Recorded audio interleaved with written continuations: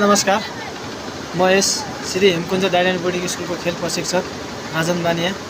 आज हामीले एउटा सानो भिडियो ल्याएर आएका छौँ। बाँकी हाम्रो अब विद्यार्थी भाइ बहिनीको भिडियोबाट। नेपालको पहिलो महिला सचिव को हुन्? चन्द्रकला किरण। नेपालको पहिलो महिला सभामुख को हुन्? कोनसारी घरती। नेपालको पहिलो महिला मुख्य सचिव को हुन्? लीला देवी कर्तौला। नेपालको पहिलो महिला मुख्यमन्त्री को हुन्? अष्टलक्ष्मी साके। नेपालको पहिलो महिला परराष्ट्र सचिव को हुन्? सेवा लम्साल। नेपालको पहिलो महिला मेयर को हुन्? रेणु दाहाल। नेपालको पहिलो महिला उपसभामुख को हुन्?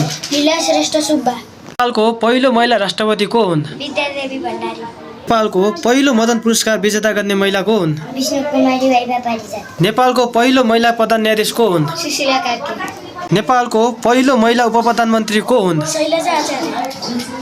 नेपालको पहिलो महिला प्रधानमन्त्री को हुन्? सुशीला कार्की। नेपालको पहिलो महिला प्रदेश प्रमुख को हुन्? अनुराधा कोइराला।